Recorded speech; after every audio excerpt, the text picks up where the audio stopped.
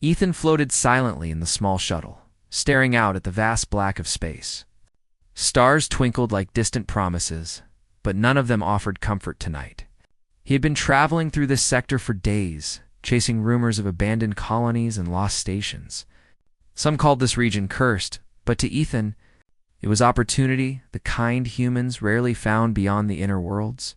The shuttle's sensors suddenly picked up an anomalous structure drifting alone. Half-broken metal, battered and scorched from age and neglect. Its shape was jagged, like a giant metal skeleton floating in the void. It was a prison station, forgotten by all but time and the echoes of those it had trapped. A shiver ran down Ethan's spine, but curiosity pushed him forward. He landed the shuttle on a damaged docking platform. The station creaked in the void as though protesting his arrival. Dust swirled in the artificial gravity, and the faint smell of rust and decay reached him through the helmet's filter. Ethan grabbed his flashlight and stepped into the darkness. The corridors were narrow and claustrophobic. Broken lights flickered, revealing walls covered in scratches and crude drawings. Some told stories of families lost, some of rebellion, and some were just names etched into metal, screaming to be remembered. Every step Ethan took echoed as if the station itself were alive. Watching him, then he heard a soft, stifled sobbing coming from deep inside. He froze, his heart thumping.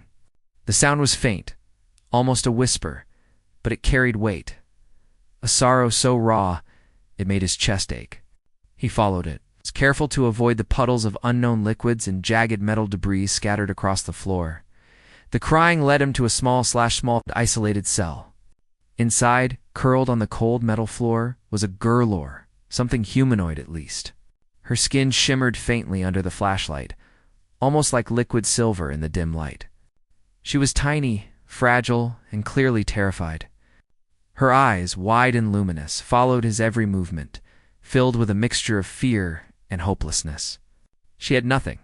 No blanket, no clothing, no warmth. Only the hard floor beneath her and the darkness around. Ethan swallowed hard.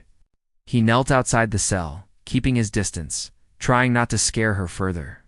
"Hey," he said softly. "It's okay. I won't hurt you." His words were meaningless to her, but the tone mattered. He reached into his pack and pulled out a small container of water, setting it just inside the cell, hoping she might understand. She didn't move at first, too frozen with fear, but eventually, her trembling hand reached for it. The more he watched her, the more he realized how alone she had been. Her tears streaked down her face, catching the light in a way that made Ethan's heart ache. No one should have to suffer like this, not even in a galaxy so vast and cruel.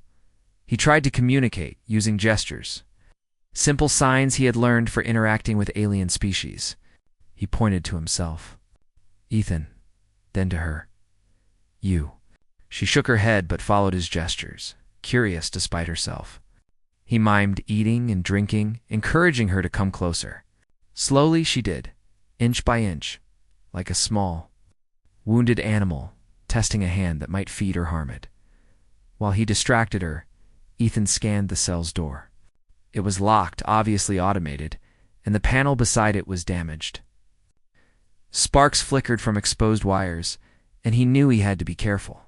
One wrong move, and he could trigger an alarm or worse, electrocute her. He worked methodically, his hands steady, despite the adrenaline. Every click of the panel made his pulse quicken. Finally, the lock clicked. He opened the door carefully, keeping one hand on the wall in case she panicked and ran. She didn't move at first. Her eyes were wide, staring at the human who had just freed her. Slowly, she took a step forward, then another, until she was close enough that Ethan could see the faint scars along her arms, evidence of long captivity and abuse. Her shyness was almost tangible, a fragile shield she held around herself. The station suddenly shuddered. Ethan froze, ears straining. Somewhere in the depths, a mechanical worry began, growing louder. Automated defense drones, left over from the station's original security, had activated.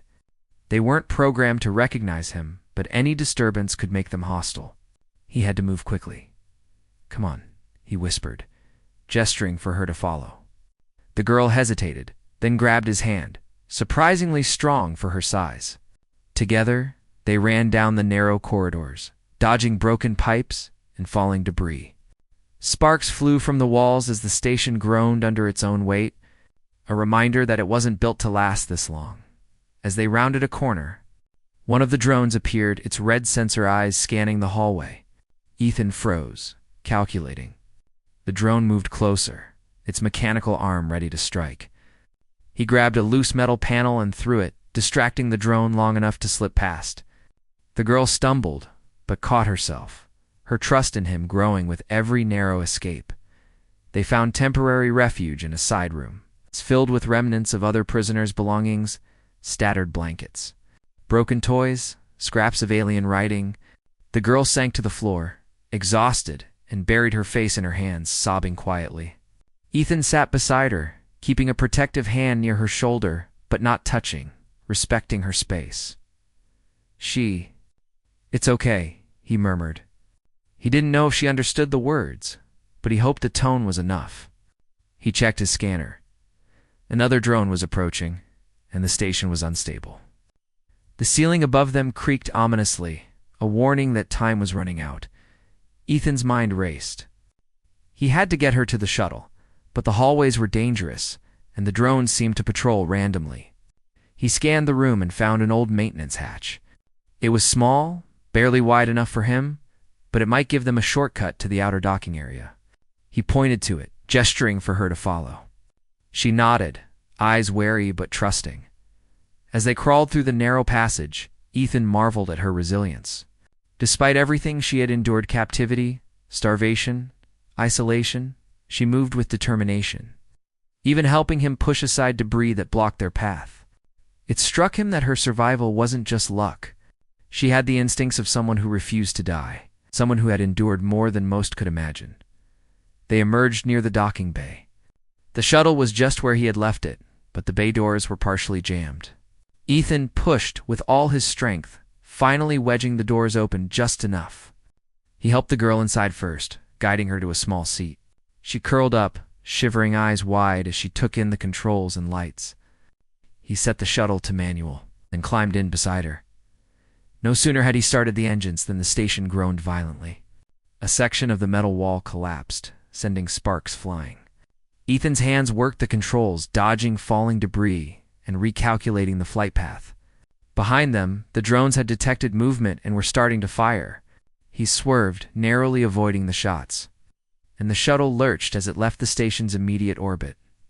Once in open space, the adrenaline began to fade. The girl finally spoke, her voice a soft alien whisper. Ethan didn't understand the words, but the tone was unmistakable relief, awe, and a fragile hint of trust. He smiled, nodding reassuringly. "You're safe now." "We're safe." For the first time, she smiled, a small, tentative gesture. Ethan felt a warmth in his chest. She had been through so much, and yet here she was, alive. Her eyes glimmered with tiny specks of hope, fragile but real. He realized that rescuing her wasn't just about freeing a prisoner. It was about preserving the last spark of her people, the living proof of resilience in a universe that often seemed cruel and indifferent. As the shuttle drifted further into the black, Ethan looked out at the stars. He didn't know where they would go next or what dangers awaited them. But he knew one thing: he wouldn't let her suffer again. She was no longer alone, and together they would face whatever came.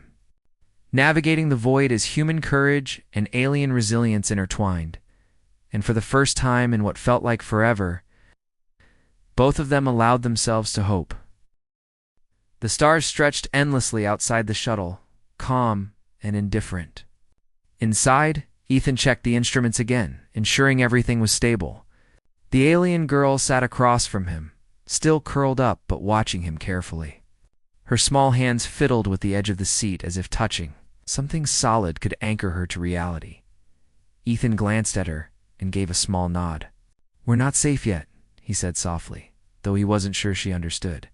She only tilted her head, eyes wide, shimmering faintly like distant stars. He could see the intelligence behind them, the memory of what she had endured, and a spark of curiosity beginning to emerge. He adjusted the shuttle's course, setting a path to the nearest habitable planet. It was uncharted, barely recorded on human maps, but he had little choice. Staying in known space meant exposure, and he wasn't willing to risk her capture again. The engines hummed steadily, and for a brief moment, there was a sense of peace, a fragile bubble in the infinite void. But space had a way of reminding travelers that calm never lasted. A sudden alert flashed on the control panel. A patrol ship of unknown origin had detected them. Ethan's stomach tightened. He had no idea if they were hostile, friendly, or simply curious. Whatever they were, he knew they would ask questions. And she couldn't answer. "Stay down," he murmured, gesturing for her to keep low. She complied instantly, trusting him more than she trusted herself. Ethan manipulated the shuttle controls, weaving through asteroids and debris with practiced skill. The patrol ship pursued faster and larger, its sensors scanning the darkness. Minutes felt like hours. Ethan's mind raced. If they were caught, the girl would be taken again. He couldn't let that happen. Drawing on every trick he knew, he guided the shuttle through a narrow asteroid field. The patrol ship, too large and rigid, struggled to follow. Rocks smashed against its hull as it tried to maneuver. But Ethan slipped through a gap smaller than any human ship should pass. He exhaled deeply, adrenaline mixing with relief. The alien girl peeked at him, her eyes wide with awe.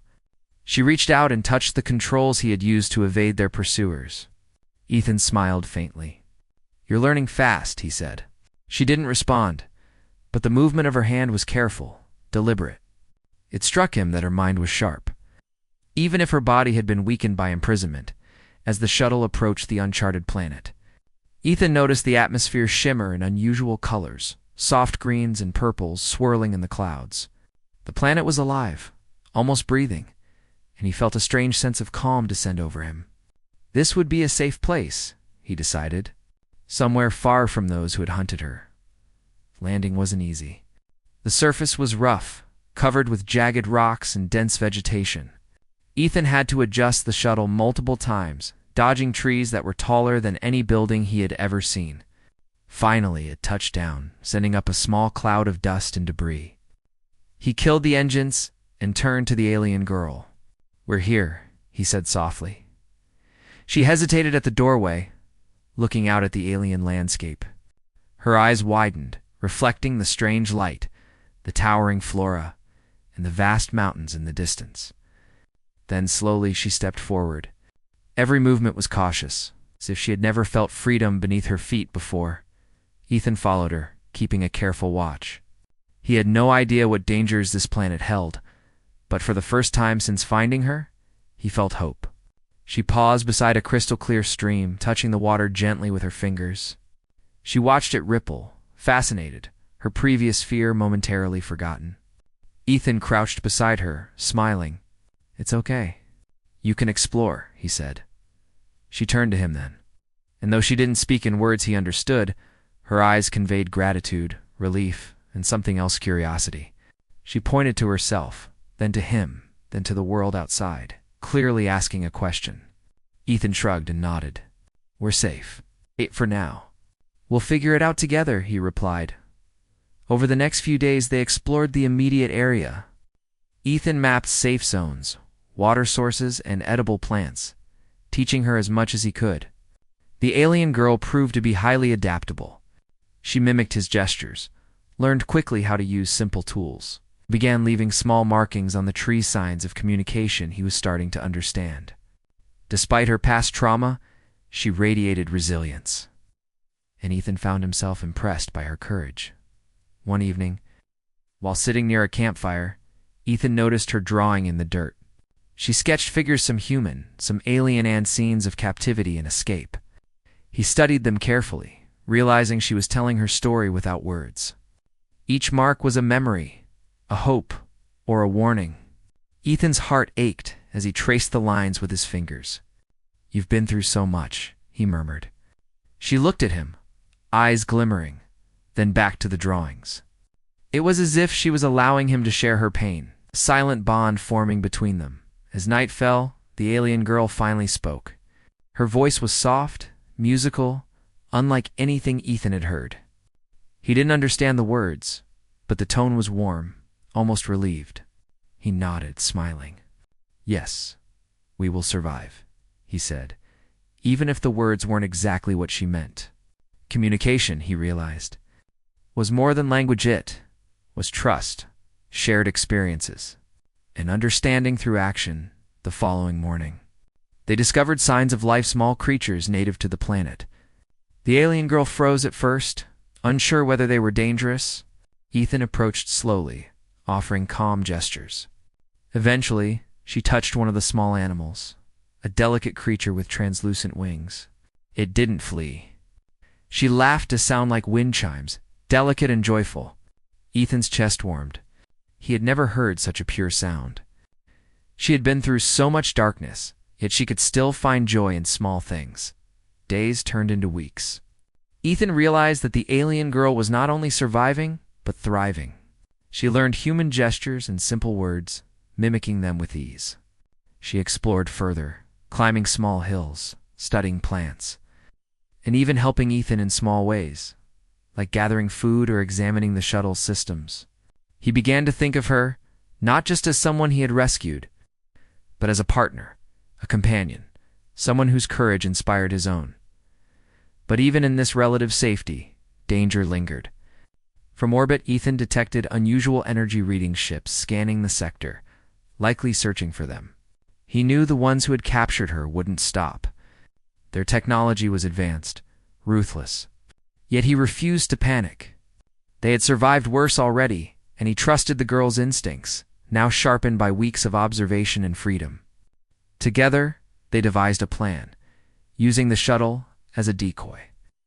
They would lure the searchers away while they remained hidden on the planet. Ethan explained the plan carefully, demonstrating how to operate basic controls. The alien girl watched intently, learning faster than he expected. When the time came, she helped guide the shuttle remotely, drawing on her memory of the station and the machinery they had encountered. It was a perfect plan, executed flawlessly. The search ships were drawn away, leaving them in peace, at least for now. With the immediate threat gone, they sat atop a hill, looking out over the alien landscape. The sun, or what passed for a sun on this planet, set in brilliant colors, painting the sky in purples, oranges, and greens. The alien girl leaned against Ethan, a rare moment of relaxation. He smiled, placing a hand on her shoulder gently, feeling the bond between them strengthen. "You're not alone anymore," he said quietly. She looked up at him, eyes shining with a mixture of trust and something like hope. For the first time since he had found her, Ethan felt they had a chance not just to survive, but to live, to thrive. As night fell, they camped under the stars, listening to the sounds of the alien wilderness. Ethan kept watch, but for the first time he allowed himself to rest, knowing she was beside him and safe. The journey was far from over. The galaxy was vast and filled with unknown threats. But together they were stronger than anything that could come for them. The alien girl, once broken and hopeless, now smiled more, explored more, and began leaving markings of their progress maps, symbols and reminders that life, even after darkness, could flourish. Ethan watched her, amazed at how resilient she was, how much life could survive even in the harshest conditions. He realized that humanity wasn't the only species with courage, but humans had a unique drive to protect, to fight, and to hope. Together, they embodied human courage paired with alien resilience. The next day, Ethan started planning their long-term survival. He would teach her more, help her recover strength and confidence, and together, they would figure out how to rebuild her life. Perhaps one day they would return to her people if any survived. But for now, they were alive, free, and no longer prisoners. The universe was vast, yes, but so was the potential for hope. And so, beneath the alien sun and the endless stars, a human and an alien girl, once broken by life, began to reclaim it. One step at a time, they moved forward, knowing that together, nothing could break them again.